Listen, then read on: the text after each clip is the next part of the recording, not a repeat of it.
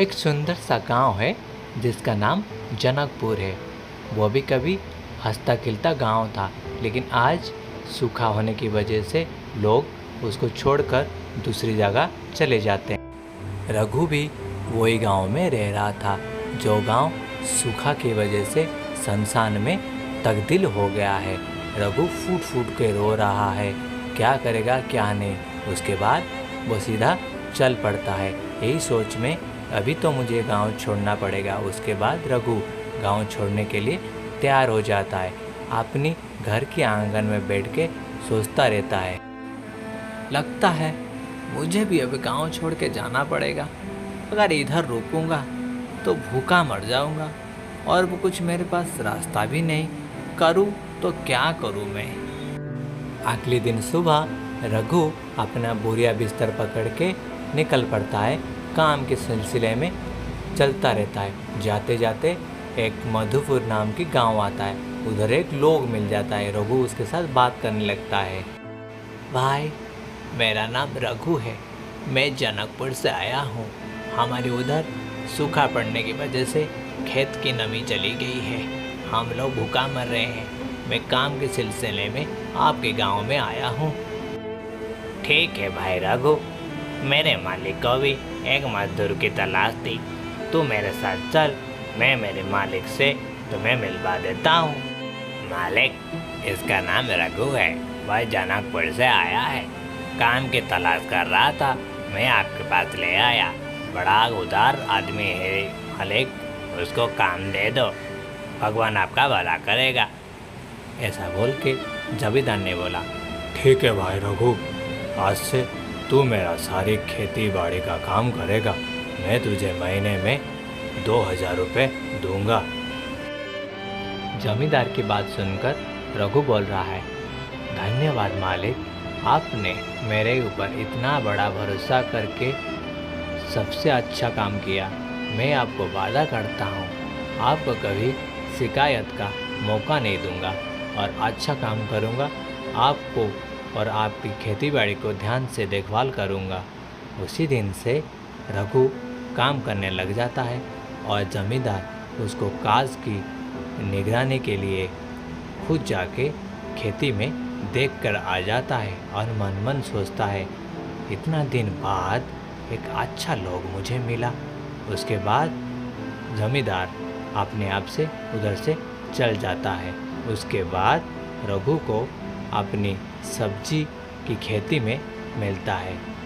रघु उधर से आता है, जमींदार उसको इंतज़ार करके कुछ बोलने के लिए रुकता है। उसके बाद जमींदार बोलता है, रघु, तुम्हें धन्यवाद, जब से तुम मेरे खेती बाड़ी का काम लिया है तब से हरा भरा मेरा खेती कितना अच्छा दिखता है। धन्यवाद रघु। धीरे धीरे जमींदार का रघु के ऊपर भरोसा बढ़ने लगा। एक दिन रघु को बुलाकर जमींदार ने बोला, रघु, मैं सोच रहा हूँ मेरे सारी कारोबार का तुम जिम्मेदारी लो। मेरा मैनेजर उस काम का नहीं, इसीलिए मैं सोचा जो भी मेरा कारोबार है मैं तुम्हारी जिम्मेदारी देता हूँ। जब ये बात मैनेजर को पता चला, वो आके रघु के नाम पे हर दिन कुछ ना कुछ गलत बोलने लगा जमींदार के पास। वो भी दिन ऐसा कुछ बोल रहा था, बोल के उधर से चला भी गया। लेकिन जमींदार को पता था कौन गलत कौन चोर, इसीलिए मैनेजर जाने के बाद जमींदार ने रघु को बुलाया। रघु बुलावा सुन के तुरंत दौड़ा चला आया। आते आते जमींदार को पूछने लगा, मालिक, पूरा कलेक्शन करते करते इतना लेट हो गया। 1 लाख रुपया आपके बेटे को मैंने दिया है बैंक में जमा करने के लिए, और सारी काम मैंने ख़त्म करके आया हूँ मालिक। रघु की बात सुनकर जमींदार बोल रहा है, अरे वाह, तुमने तो बड़ी अच्छी काम की है, इसीलिए मैं सोच रहा हूँ तुम्हें मेरे गांव से एक घर बना के दूंगा, और तुम्हारा तनख्वाह बढ़ाने के लिए ये भी मैं सोच रहा। दूसरी तरफ जमींदार के मैनेजर को ये बात बिल्कुल भी हजम नहीं हो रहा था। अपने दोस्तों से वो बातचीत करने के टाइम बोल रहा था, क्या करें भाई लोग, ये रघु ने मेरा जीना हराम करके रखा है। मैनेजर के जितना भी काम काज मैं कर रहा था, अभी वो सारे काम को लेके मुझे रास्ता में छोड़ दिया। उसे सुनकर उसका दोस्त ने बोल रहा है, तो बिल्कुल फिक्र मत कर, देखना आगे हम लोग क्या करते हैं, तू देख। मैनेजर मदन को गलतफहमी पूरा उसको कब्जा करके रखा था, इसलिए वो अच्छा क्या बुरा क्या कुछ भी समझ में नहीं आ रहा था।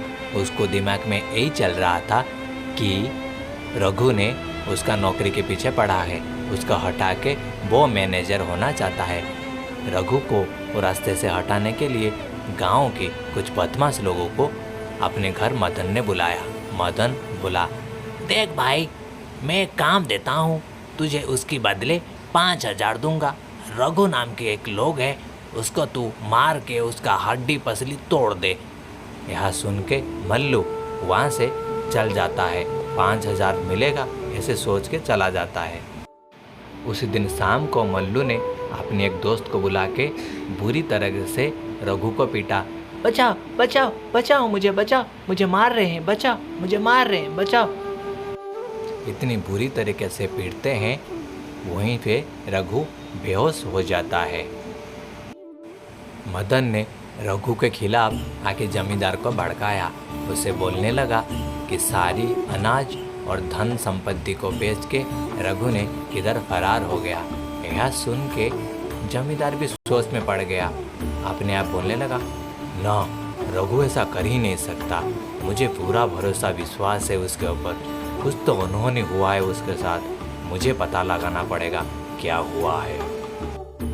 दूसरे दिन रघु बड़ा क्रिटिकल कंडीशन में हॉस्पिटल में मिलता है।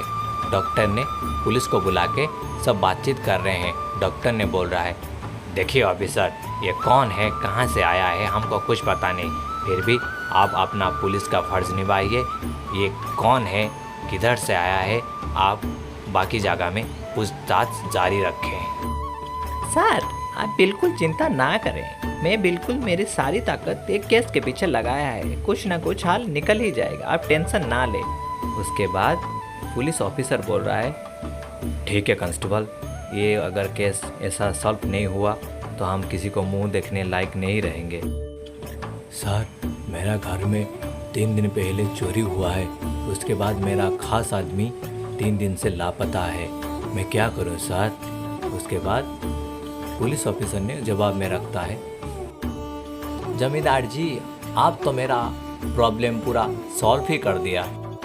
दूसरी तरफ कांस्टेबल ने अपने काम को खूब अच्छी तरीके से निभाया और छानबीन जारी रखा।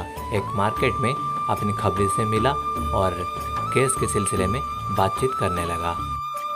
देखो रामू, केस आधा सॉल्व हो चुका है और बाकी तुम्हारी राय पे डिपेंड करता है। रामू बोल रहा है, सर, उसका नाम रघु है, बहुत जनकपुर का रहने वाला है, इधर जमींदार के घर में रह रहा था, मैनेजर के साथ उसका दुश्मनी हो गया, इसलिए उसको मार के ऐसे हालत कर दिया है सर। उसके बाद कांस्टेबल ने सारी बात आके अपने सीनियर ऑफिसर को बताता है, सर, ये सारी जड़ का प्रॉब्लम यही मैनेजर है, अगर हम मैनेजर को पकड़ लेंगे सारी प्रॉब्लम एक साथ ही सॉल्व हो सकता है सर। सर, रघु नेक दिल इंसान था, दयालु भी था, इसलिए मैनेजर ने उसका काम नहीं बना पाया, इसलिए उसको रास्ते हटाने के लिए सोचा।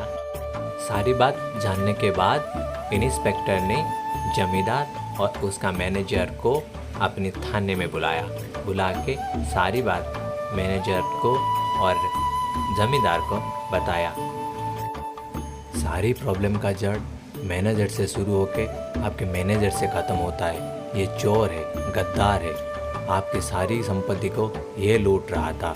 जमींदार जी, आप इसमें पहचान नहीं पाया इसको, ये कितना खतरनाक आदमी है। मालिक, मैं लालच में पड़ गया था, मुझे आपके जैसा बड़ा बनना था, इसलिए मैं आपकी सारी संपत्ति को चुपके से लूट रहा था। इस बात को रघु को पता चल गया, इसलिए वो मुझे मेरा काम करने नहीं दिया। मैं उसको रास्ते से हटाना चाहता था, इसलिए मेरे से गलती हो गई मालिक, मुझे माफ़ कर दो। उसका बात सुनकर गुस्सा से पुलिस ऑफिसर ने बोला, अरे तुमने उसको जानलेवा हमला किया है, कल उसका जान भी जा सकता था। मैं तुम्हें कोर्ट फॉरवर्ड कर रहा हूँ, जो होगा कोर्ट में देखा जाएगा।